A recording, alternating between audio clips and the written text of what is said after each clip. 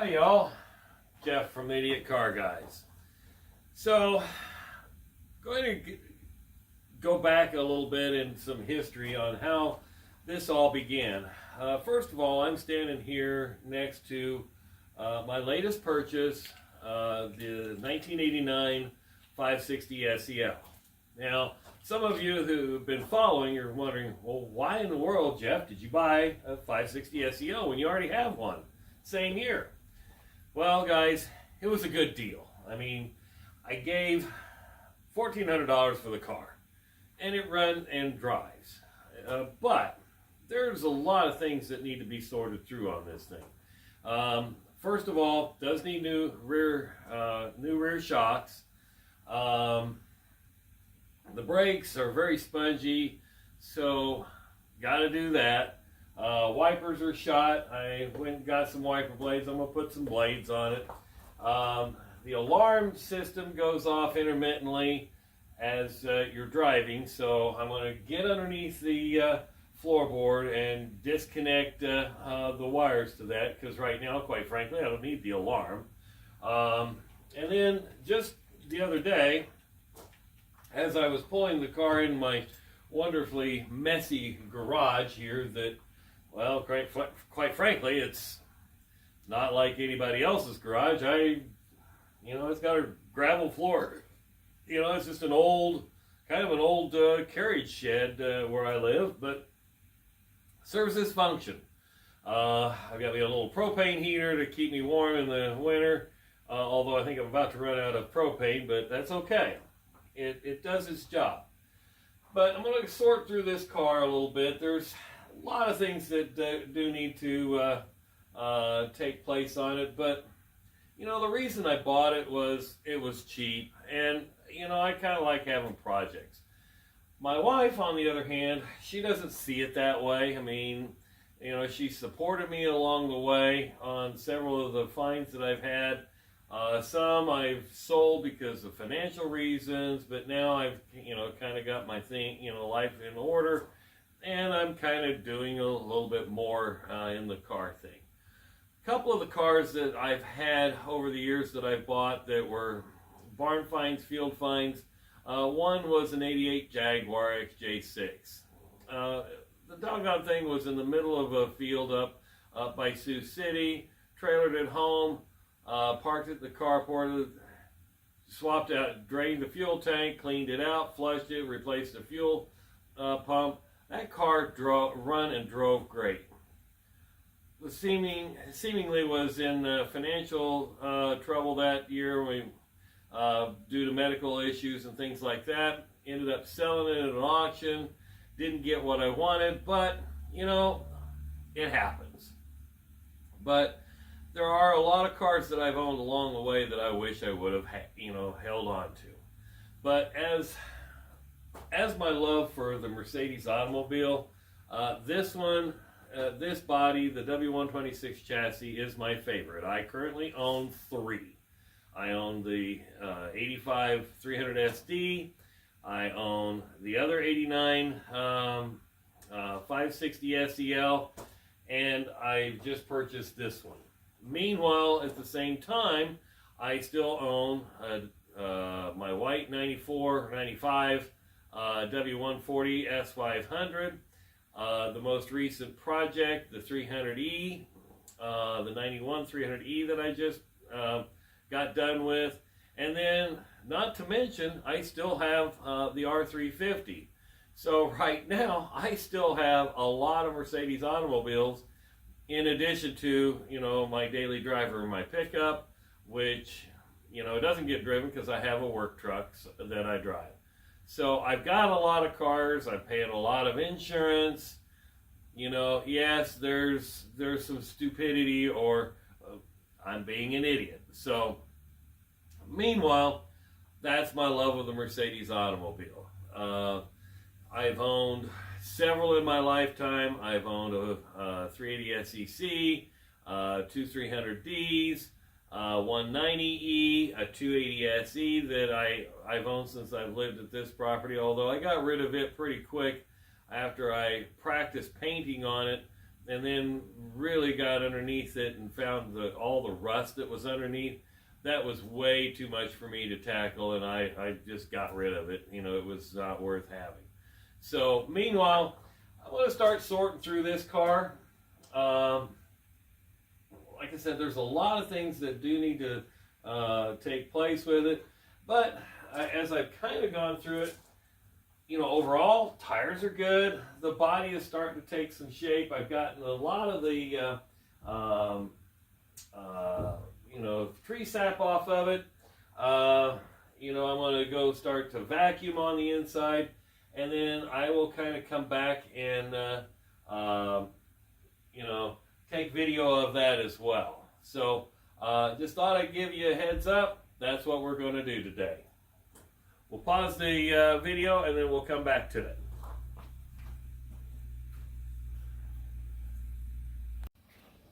Hey there, Jeff back here with the Idiot Car Guys.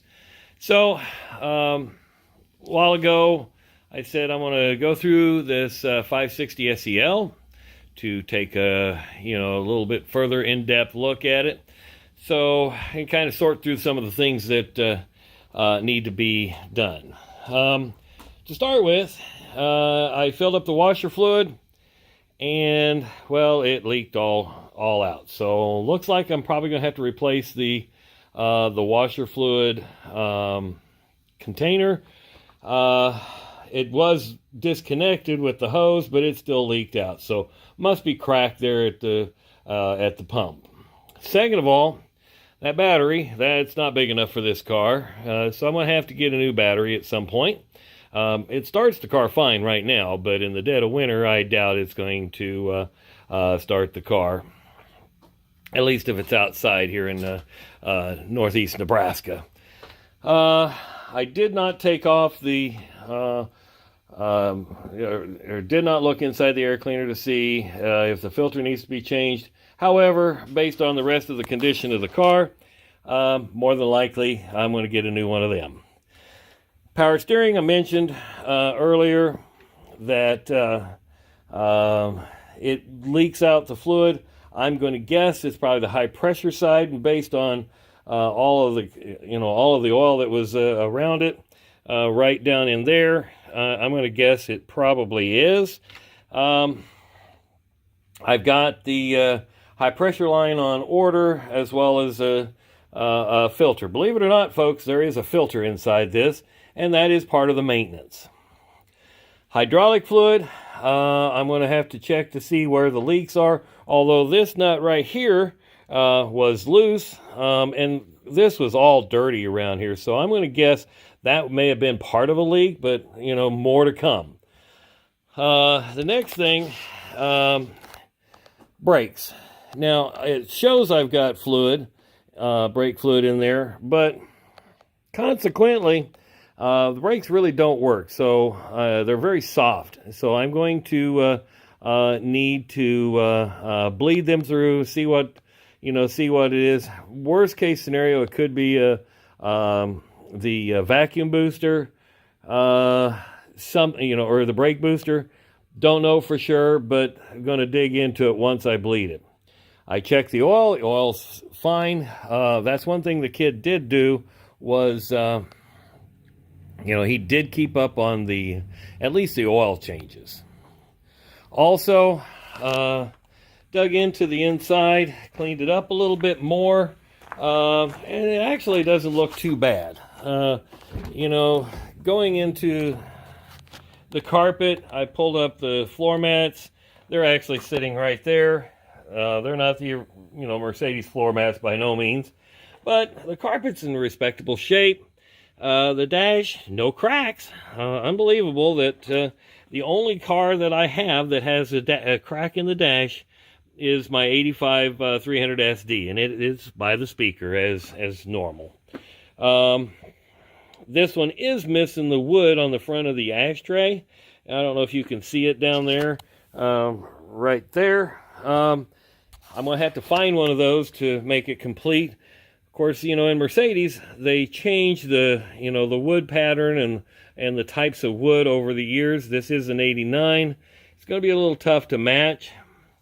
That seat over there, there's some wear on the left bolster, and then there is a little tear right there in the middle of the seat. I'm probably, just for the driver's sake of it, because it's probably going to be used more of a driver and not a collector, I'll just get a seat cover and put it over it, and that'll help protect it the rest of the time. This seat here, in good shape. Door panels in good shape. Power seats both work on the front. Shut the door, and it has the good old Mercedes thunk. Back seat actually turned out really good. There are no rips or tears in the back seat. The actual reclining seat function works. I do know that the power window on the driver's side rear does not work. He said it was off track. More than likely it's the regulator. Seems to be a common thing, because remember, these things got heavy windows. They're large power windows, so needless to say, I'll get the door panel off at some point and take a look at it and see what it is. I've replaced the window regulators before, and they're not that difficult. They just take some time. Incidentally, the headrest, the power headrest on both of the seats actually do function, so that's a good thing. I mean, it's kind of neat to have that power headrest go up and down. The driver's side rear door doesn't open all the way like it's supposed to.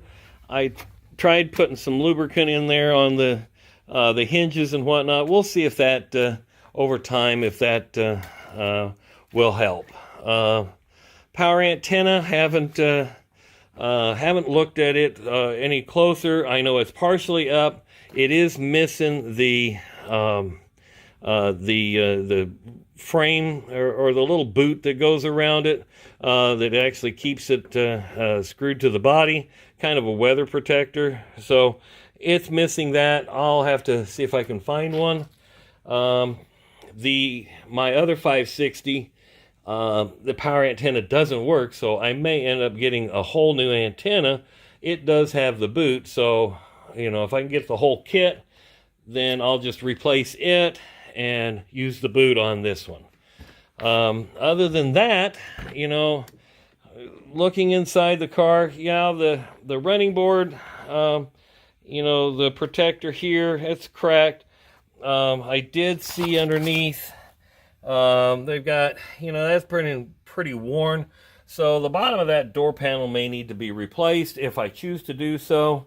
But consequently, again, it is a 163,000 mile car, which actually does run, but would be a good, it'd be a good driver. It seems to, it seems to start and drive well.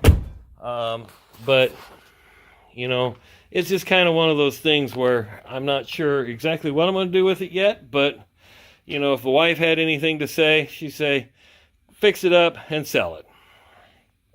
May just do that. I don't know. We'll go from, we'll see what happens. I love this body of car. I really enjoy these cars, and I could have a string of them.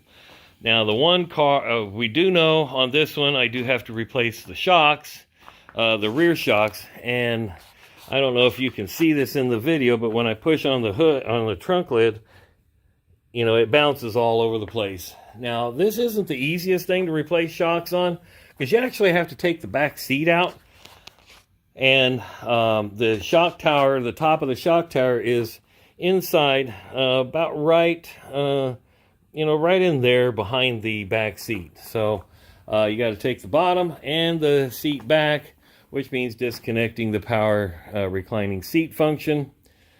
Again, it's one of those things that it's going to take some time and a little bit of money. I mean, we're talking this, some of these parts are not going to be easy to find. Shocks, yeah, they can get those.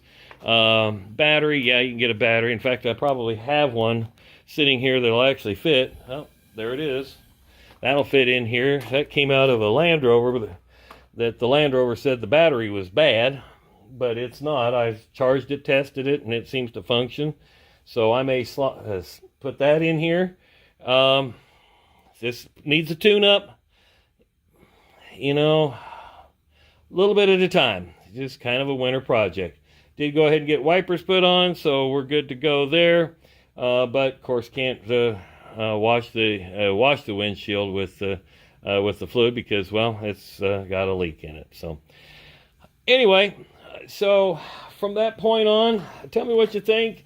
Give me your thoughts on the car itself. You know, what do I got here? You know, is it a car worth keeping? Is it a car worth selling? You know, is it a car to part out? Paint wise, you know, the sides are good. The top and the trunk are the clear coat is starting to come off the top. You know, still have those imprinted leaves in the on the trunk lid, but you know, that may come out. I doubt I'm going to be able to buff it down that hard, but you know, we'll see.